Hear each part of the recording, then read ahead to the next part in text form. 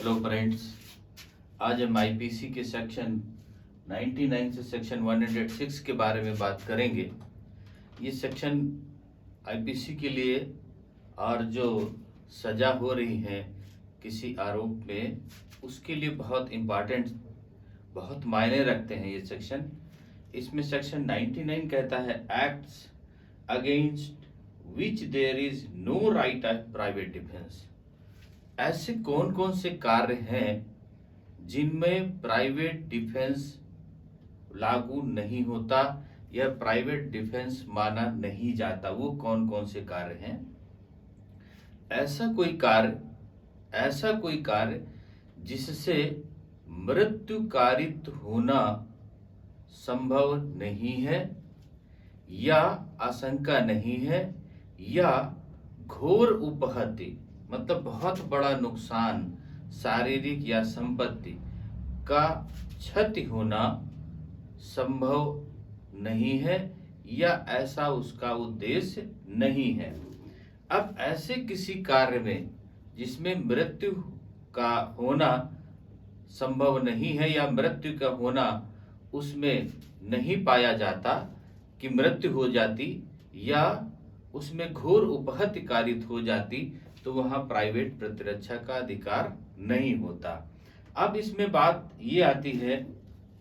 कि मान लेते हैं कि कोई भी व्यक्ति जिसे लोक सेवक को बुला लेने का समय है, मतलब पुलिस को या किसी अन्य जो रक्षक करते हैं, रक्षक हैं, उन्हें बुला लेने का समय हमारे पास में है और वह हम कार्य नहीं करते हैं। सपोज करते हैं कि एग्जाम्पल के लिए ले लेते हैं कि किसी ने धमकी दिया कि मैं अभी आधे घंटे के बाद में तुम्हारे घर पे हमला कर देंगे और तुम सबको जान से मार डालेंगे। वह व्यक्ति आत्मरक्षा के लिए तैयारी करता है, लेकिन उसके पहले उसके पास में समय है कि वह पुलिस को सूचना दे या किसी एजेंसी को सूचना दे या उच्च अधिकारियों को सूचना दे और उन्हें बुला करके अपनी प्रतिरक्षा में या ऐसी खबर में वह उन्हें खड़ा करे या उन्हें सूचना दे करके बुलाए। अगर उसने ऐसा नहीं किया, ये अदर बात है कि वो टाइम पर नहीं पहुंचते और पहुंचने के पहले वो अटैक करके उसे जान से मारने के लिए कूद जाते हैं या चले जाते हैं या अटैक कर देते हैं, तो उस समय जबकि वो कोई नहीं है और वो उसे मार देंगे, उस समय प्रतिरक्षा का अधिकार प्राप्त होता है। लेकिन अगर समय है, उस समय जो है लोक सेवक आ चुके हैं और आने के बाद में वह उन्हें जो है बचाव कर रहे हैं, वैसी स्थिति में वह उसे प्रतिरक्षा का अधिकार प्राप्त नहीं होगा। अब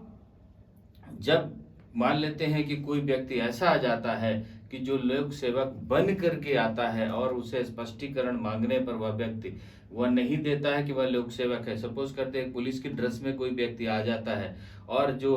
जिसने सूचना दी वह व्यक्ति मानता है कि आप पुलिस में हैं तो अपना आई कार्ड दिखाए, और वो नहीं दिखाता, नहीं मैं पुलिस में हूं, तो वह व्यक्ति प्रतिरक्षा का अधिकार का अपना कायम रखता है, क्योंकि वह उससे डाउटफुल है कि वह पुलिस है या नहीं है। तो जब भी लोक सेवक से कोई व्यक्ति उसके आई कार्ड को या उसकी अपनी पहचान के लिए कोई चीज मांगता है तो उसे दिखाना चाहिए और बताना चाहिए कि ये प्रतिरक्षा का अधिकार उसके करने के लिए उसके पास में ये है और वह व्यक्ति वास्तव में वह लोक सेवक है।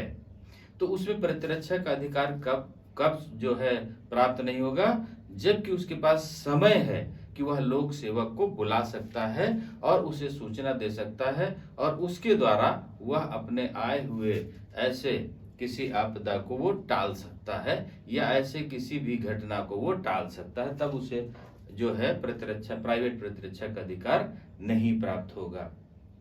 अब इसमें सेक्शन 100 बड़ी इंपॉर्टेंट सेक्शन है। ये कहता है when the right of private defence of the body extend to causing death. शरीर की प्राइवेट प्रतिरक्षा करने का अधिकार कब है, किस हद तक है, उसे प्राइवेट प्रतिरक्षा का अधिकार करने का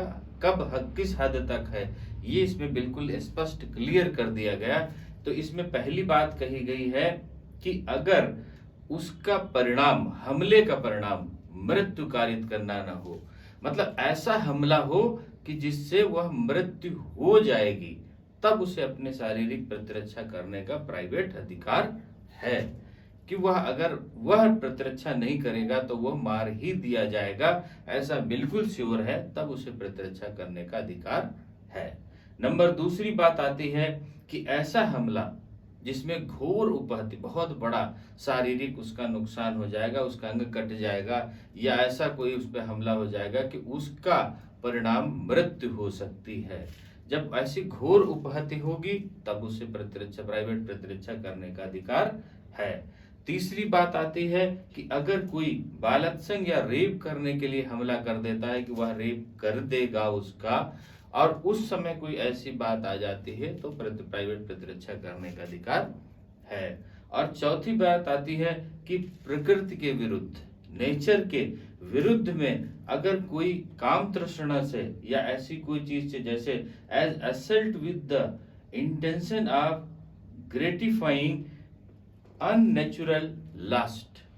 अब ऐसा कोई पूरे जंगल में आग लगा दे रहा है, ऐसा कोई नुकसान कर दे रहा है कि कोई पेट्रोल के टैंक में आग लगा दे रहा है, तो उससे विस्फोट हो जाएगा और सामाजिक बहुत बड़ा नुकसान हो जाएगा। या ऐसा कोई चीज ऐसा है कि जो सरकारी अस्त्र शस्त्र में उसको घुस करके उसमें विस्फोट करने जा रहा है, या कोई बहुत बड़े जो ऐसा प्लांट लगा हुआ है उसमें कोई ऐसा कृत्य करने जा रहा है जिससे उस प्लांट से सामाजिक और प्राकृतिक बहुत बड़ा नुकसान होगा। तो ऐसा जब कोई प्रकृति के विरुद्ध अपने वजह से, मतलब अपने लाभ के लिए, अपने काम तृष्णा से, अपनी जिद के लिए उसको नष्ट करने जाता है, तो उसमें प्राइवेट प्रतिरक्षा करने का अधिकार है। और दूसरी चीज आती है कि अगर कोई व्यक्ति जो खुद छुड़वाने के लिए लोक प्राधिकारियों की सहायता प्राप्त नहीं कर सकता, मतलब अगर वह बंदी बना दिया गया, अगर उसको बंदी बना दिया गया और वो किसी तरह से लोक सेवक को वो बुला नहीं सकता, उसको सूचना नहीं दे सकता, उसको वो उसकी सहायता नहीं प्राप्त कर सकता, और वो बंदी ऐसा बना करके उसको गायब कर दिया जाएगा, या उसके प्राण चले जाएंगे, या उसका घोर उपहति कारित हो जाएगी, अपहरण की दशा में अगर ऐसा कर देता है, तब उसे प्राइवेट प्रतिरक्षा का अधिकार प्राप्त है। अब इसमें आता है कि इसका नेक्स्ट आ जाता है कि ऐसा कोई, सातवां आ जाता है कि ऐसा कोई जिसमें तेजाब या कोई ऐसी चीज सेवन करने वाली जो उसके शरीर को नष्ट कर देगी, ऐसी कोई उसको खिला देने का प्रयास कर रहा है कि उसको तेजाब पिलाए दे रहा है या उस पर तेजाब पूरा उड़ेलने जा रहा है, तब उसको प्राइवेट प्रतिरक्षा करने का अधिकार है। कि अगर उसको मुंह में जबरदस्ती उसको कोई ऐसी चीजें डाल दी जा रही जिससे उसका शरीर नष्ट हो जाएगा और मृत्यु हो जाएगी या घोर उपहति कारित होगी, तो उसे प्राइवेट प्रतिरक्षा करने का अधिकार होगा। अभी इसमें एक बात और कही गई कि अगर ये तेजाब फेंकने का जो बात आती है, इसमें इस तरीके के कहा गया कि अगर कोई तेजाब फेंकेगा उससे मृत्यु हो जाएगी, या उसका शरीर का नुकसान हो जाएगा, या चेहरा नुकसान हो जाएगा, उस समय उसको प्राइवेट प्रतिरक्षा करने का अधिकार है। तो इसमें सेक्शन 100 में बिल्कुल क्लियर कर दिया है कि हमें कब कब प्राइवेट प्रतिरक्षा करने का अधिकार है। अब इसी की बात सेक्शन 101 में कह दिया कि when such right extend to causing any harm other than death, जब मृत्यु से दूसरा मृत्यु कारित होना ना हो, मतलब कब हमें प्राइवेट प्रतिरक्षा का अधिकार नहीं प्राप्त होगा, तो सीधी सी बात है कि जो सेक्शन 100 में दिए गए उनके अलावा कोई भी कार्य के लिए प्राइवेट प्रतिरक्षा करने का हमें अधिकार नहीं प्राप्त, मतलब उसका हमें लाभ नहीं मिलेगा। अब अपनी स्वेच्छा से उसको मृत्यु कारित करने तक का अधिकार नहीं होता है कि जब तक हम चाहें, कोई आ गया और हमारे पास में पुलिस को बुलाने के लिए समय है या अन्य चीजों के द्वारा उसको बचा जा सकता, उनको हम प्रयास न करके सीधे कि वो आएगा और उसे हम जान से मार देंगे, तो हमें प्राइवेट प्रतिरक्षा का अधिकार उस समय प्राप्त नहीं होता। अब सेक्शन 102 कहता है commencement and continuance of the right of private defence of the body. हमें शरीर की प्राइवेट प्रतिरक्षा करने का अधिकार कब तक बना रहता है, इसके बारे में इसमें कहा गया। तो वह क्षण जब कोई अटैक करता है, वह क्षण जब कोई अटैक करता है उस समय हमें प्राइवेट प्रतिरक्षा करने का अधिकार स्टार्ट हो जाता है, और तब तक जब तक ये नहीं लगता कि हमारी घटना टल नहीं गई उस समय, वो तब तक उसे प्राइवेट प्रतिरक्षा करने का अधिकार बना रहता है। अब जैसे घर के अंदर कोई कूद गया, अब कूदने के बाद वो सामने आ गया, और तब हमारा प्राइवेट प्रतिरक्षा का अधिकार शरीर की स्टार्ट हो जाता है कि अगर हमने नहीं किया तो वो हमें मार देगा, और उस समय तक बना रहता है जब तक कि वह हमारे सामने से हट करके बाहर चला नहीं जाता है, तब तक उसमें प्राइवेट प्रतिरक्षा का अधिकार मेंटेन रहता है।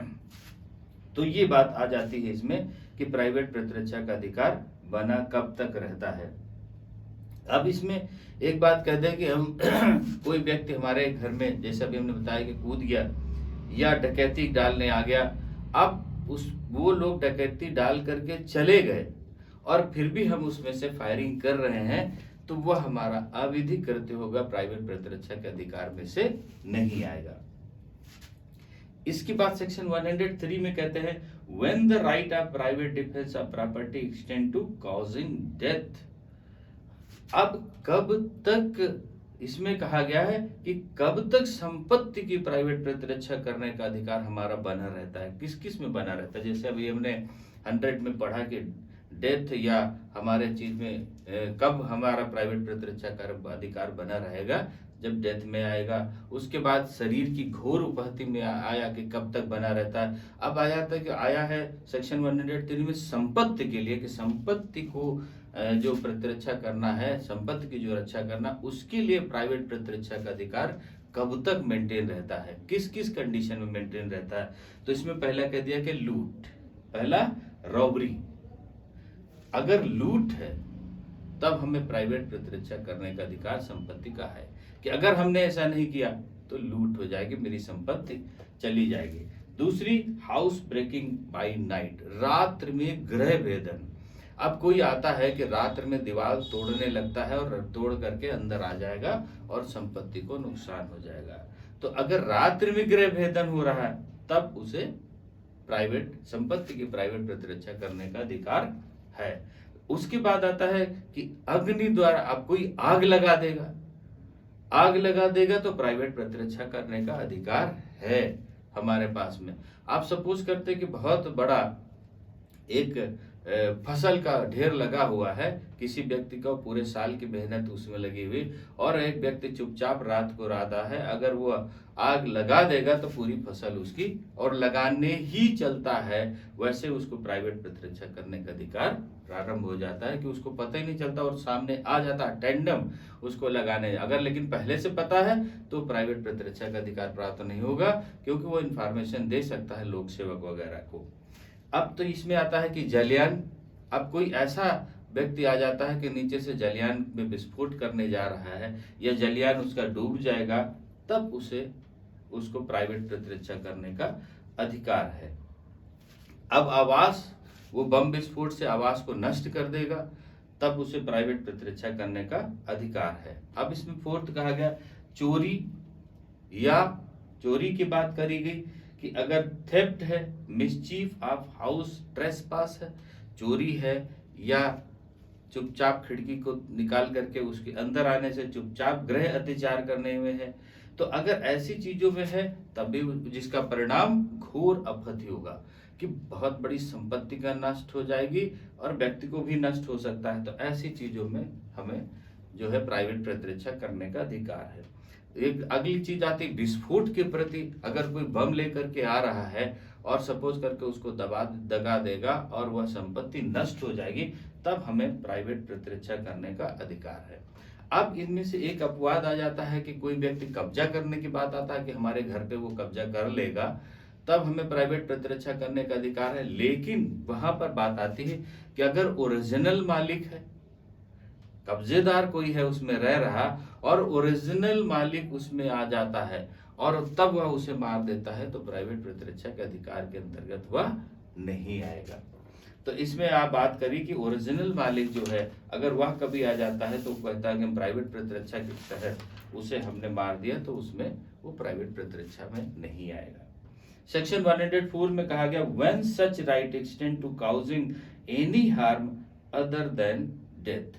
ऐसा ऐसा इसका एक्सटेंड, इसका विस्तार कहाँ तक होगा जिसमें मृत्यु या अपहानि करने का कार्य कब तक नहीं होगा, कब तक संपत्ति का ऐसा हमारे पास विस्तार होगा कि जिसमें मृत्यु कारित करना ना हो या घोर अपहत कार्य न हो, उसकी लिमिट क्या होगी। तो इसमें कहा कि जो सेक्शन 103 में दे दिया गया वो नहीं है, वह नहीं है, तो फिर वह प्राइवेट प्रतिरक्षा करने का अधिकार नहीं रखता। इसका मतलब होता कि अगर लूट नहीं हो रही, डकैती नहीं हो रही, गृहत्याचार नहीं हो रहा, आग लगने से नहीं जा रही, विस्फोट नहीं हो रहा, अटेंडम और उसके पास समय नहीं है कि अपने को वो लोक सेवक को बुला सके, तो वह कंडीशन जिसमें घोर उपहति कारित होना नहीं है या मृत्यु कारित होना नहीं है या संपत्ति का लॉस होना कारित नहीं है, तो वहां पर इसमें प्राइवेट प्रतिरक्षा का अधिकार नहीं प्राप्त होगा। सेक्शन 405 के 105 के में कहा commencement and continuance of the right of private defence of property. Property का जो प्राइवेट प्रतिरक्षा का अधिकार है वो कब तक बना रहता है, जब अब उस लास्ट सेक्शन में जैसे हम बता चुके हैं कि जब वह व्यक्ति एंट्री करता है, एंट्री करने का मतलब अचानक वह गृह भेदन करने लगता है, तो उसका प्राइवेट प्रतिरक्षा का अधिकार स्टार्ट हो जाता है। और जब तक वह चला नहीं जाता, वो घटना खत्म हो नहीं जाती, तब तक प्राइवेट प्रतिरक्षा का अधिकार बना रहता है। तो इसमें सेक्शन 105 में कहा कि कब तक बना रहेगा और कब स्टार्ट होगा। मान लेते डकैती में लोग एकदम से अटैक कर दिए, घर पे कूद गए, तो जिस समय कूदना स्टार्ट किए उस समय उसका स्टार्ट हो गया, और जब वो चले गए मीन्स घर से निकले, उस तब तक उसको प्राइवेट प्रतिरक्षा का अधिकार बना रहता है। और मान ले तो गांव के बाहर चले गए या उस जगह के बाहर चले गए जहां पर अब नुकसान नहीं हो सकता, तो वहां प्राइवेट प्रतिरक्षा का अधिकार नहीं होता। कि मान लो कि घर से निकल करके दूर चले गए और थोड़ी दूर पे चले गए जहां से तुम्हारा नुकसान ही नहीं होता, उसके बाद तुमने उन पर अटैक कर दिया और मार दिया, तो वो प्राइवेट प्रतिरक्षा की श्रेणी में नहीं आता। सेक्शन 106 कहता है right of private defence against A deadly assault when there is risk of harm to innocent person। Private प्रतिरक्षा का अधिकार निर्दोष व्यक्ति की अपहानि करने में कब होता है। कोई निर्दोष व्यक्ति कौन है कि जिसको उस घटना के बारे में पता ही नहीं, उसने वो कार्य किया ही नहीं, और वह उसके साथ में ऐसा हो जाए, उससे वो अननोन है, उससे वो इनोसेंट है, तो वह क्या है, निर्दोष व्यक्ति है। अब मान लेते हैं कि कोई व्यक्ति के घर में किसी ने घोर अपहति कारित करी, मतलब कोई ऐसी घटना कर दी कि जिसमें उसके संपत्ति जल गई या उसका घर में विस्फोट हो गया, घर दब गया, या उसके पास में कोई शारीरिक घोर अपहति कारित कर दी और वह व्यक्ति भागता है, वह व्यक्ति चला जाता है और उस गुस्से में भीड़ इकट्ठा करके एक निर्दोष व्यक्ति को मारने के लिए इकट्ठा हो जाती है और उस पर प्राणघातक हमला कर देती है कि वह उसको जान नहीं बचे, जबकि उस व्यक्ति का उस घटना से कोई लेना देना नहीं है। उस समय उसको प्राइवेट प्रतिरक्षा का अधिकार प्राप्त होता है, या वहां का वह व्यक्ति या वह लोक सेवक प्राइवेट प्रतिरक्षा का अधिकार रखता है। रखने का मतलब क्या है कि वह ऐसे वो अगर गोली नहीं चलाए तो उसकी जान नहीं बच सकती। अगर गोली चलाता है तो उस भीड़ में कुछ बच्चे हैं, कुछ महिलाएं हैं, अदर है, किसी को भी लग सकती है, लेकिन वह ऐसा नहीं करेगा तो उस निर्दोष व्यक्ति की जान चली जाएगी। तो उस स्थिति में वह अगर ऐसे गोली चला देता है जिसमें किसी महिला को या बच्चे को या किसी को लग जाती है, तो वह प्राइवेट प्रतिरक्षा की श्रेणी में काउंट होगा। कि अगर वह ऐसा नहीं करता तो उस समय उसकी जान चली जाती, और वह फायर कर देता है, फायर करने से भीड़ तितर बितर हो जाती है, लेकिन उस फायर में से किसी बच्चे को या किसी महिला को अगर लग जाती है तो वो प्राइवेट प्रतिरक्षा की श्रेणी में आएगा। तो इसमें कहा कि अगर निर्दोष व्यक्ति है और उसको कोई ऐसी घटना, निर्दोष व्यक्ति को कोई मार रहा है या उसकी कोई शारीरिक घोर अवहत्या कर रहा है तो उसको प्राइवेट प्रतिरक्षा का अधिकार प्राप्त होगा। तो बहुत इंपॉर्टेंट सेक्शन थे ये, इसमें सेक्शन की प्राइवेट प्रतिरक्षा का अधिकार कब कब प्राप्त होगा और किन किन चीजों पर प्राप्त होगा, और इन्हीं के द्वारा जो आगे के सेक्शंस हैं, जब उन सेक्शंस में जो घटनाएं घटित होती हैं तो उन घटनाओं से कैसे बचा जाएगा। अगर ये बातें हैं और वहां पर मान लेते कोई मर्डर हो गया, उसमें 302 का उसमें लग गया, और लगने के बाद में कि उसमें मर्डर है तो सजा तो है, आजीवन कारावास मृत्युदंड की सजा है, लेकिन क्या ये घटनाएं उसमें शामिल थी या प्राइवेट प्रतिरक्षा के अधिकार के तहत वो हुआ, और वो बात हम सिद्ध कर ले जाते हैं तो हम बचाव कर सकते हैं। तो अभी ये सेक्शन 106 तक क्लियर हो गए होंगे कि प्राइवेट प्रतिरक्षा क्या होती है और कब कब लागू होती है। अब चैप्टर 5 ऑफ अबेटमेंट, दुष्प्रेरण के विषय में हम बात करेंगे सेक्शन 107 से। ओके, थैंक यू, जय हिंद।